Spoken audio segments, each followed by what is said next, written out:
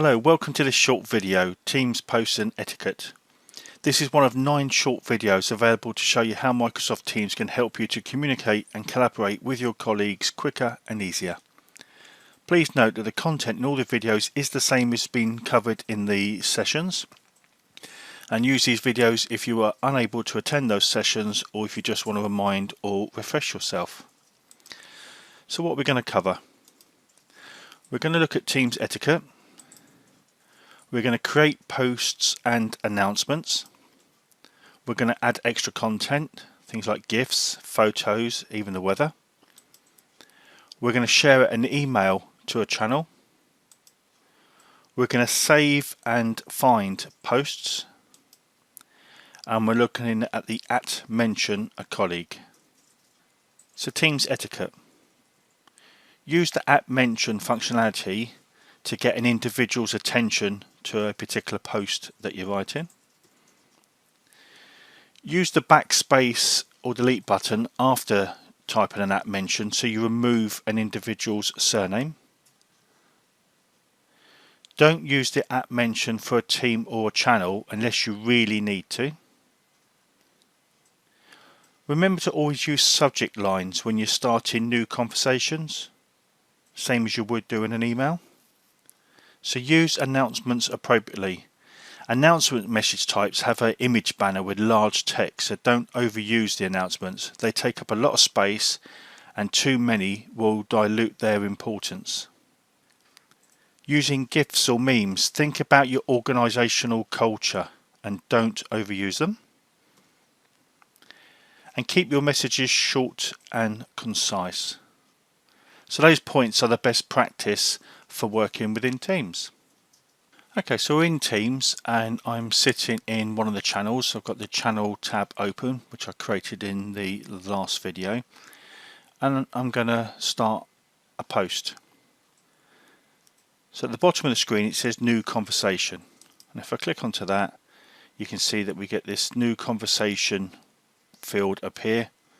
So to start a post in here I'm just going to start typing.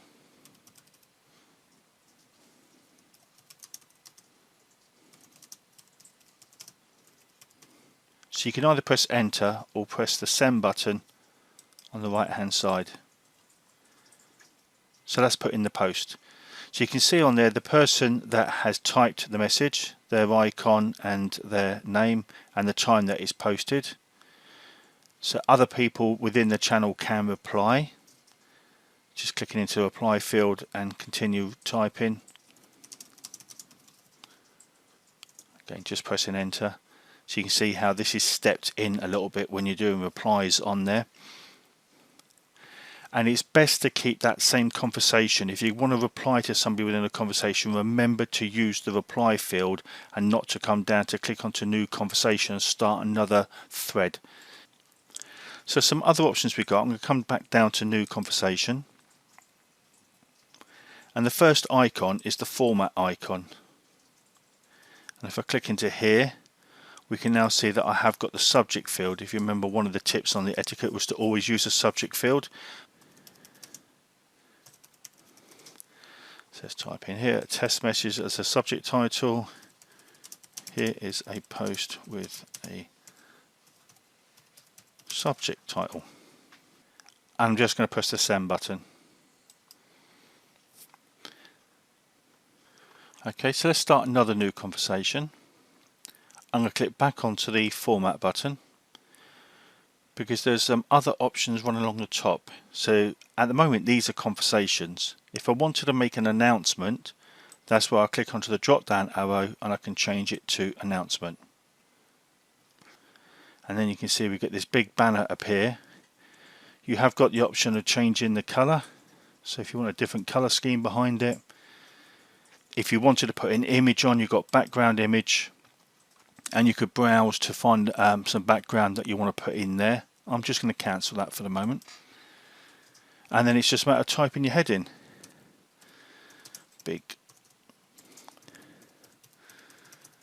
announcement.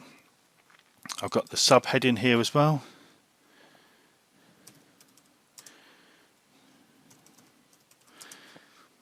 New member of staff. Welcome Joe blogs.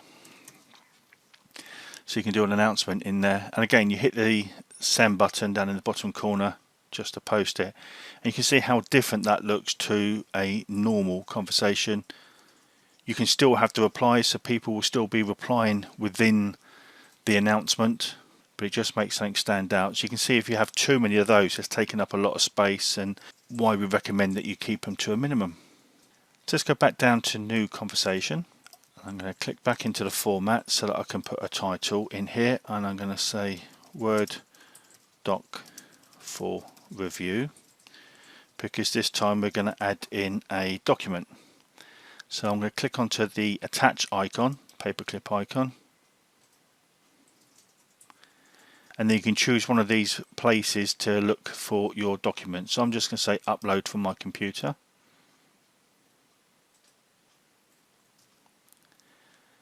And then I'm going to select a Word document.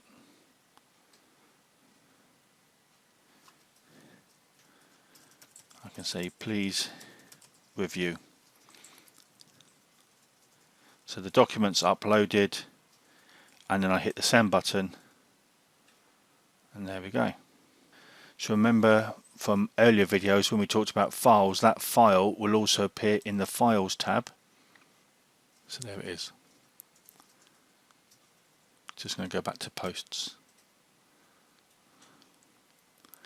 So this could be like a couple of days later, somebody's thinking, I need to look at that Word document. Instead of trying to scroll through all the posts trying to find it, just click onto the Files tab, it will also appear there.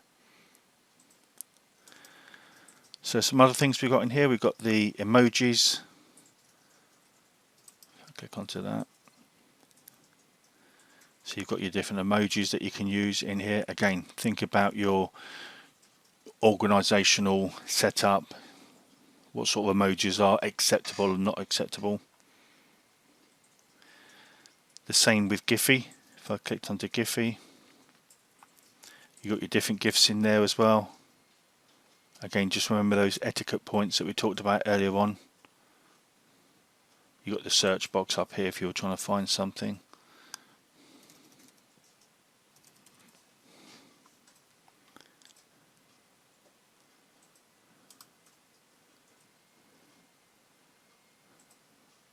So there you go, so it's adding a GIF. I'm just going to hit the send button now. So let's pop that in there.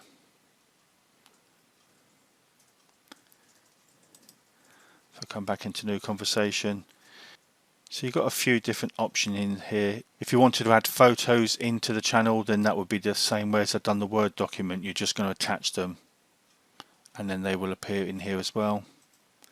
And I mentioned about the weather. So the weather icon is at the end here. I can click onto that, and it will ask you where you are.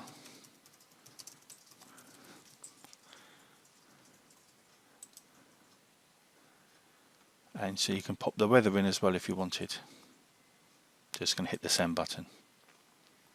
So it's nice 0 degrees out there at the moment. Now you might have an email that you need to send through as well. If I click onto the 3 dots for the channel, we have an option here to get email address. And if I click onto that, this is the email address. So all I need to do is copy it. And then I could go to my emails, and I could do a forward on a particular email, put that address in there and send it through. So from copying that email address, I went into my Outlook and I've forwarded an email into the channel, and this is how it appears. So it's showing my initials on there now because I used my email account to come in with the subject, title and the text, and there if I click onto the see more, then I've got the full part of my email, including all the footer and logos. I'm going to click back onto the see less just so that it closes it up. I just got the main part of my email in there now. Now there may be particular posts that you want to come back to at a later date because there's something else you want to go and investigate first before you do a reply.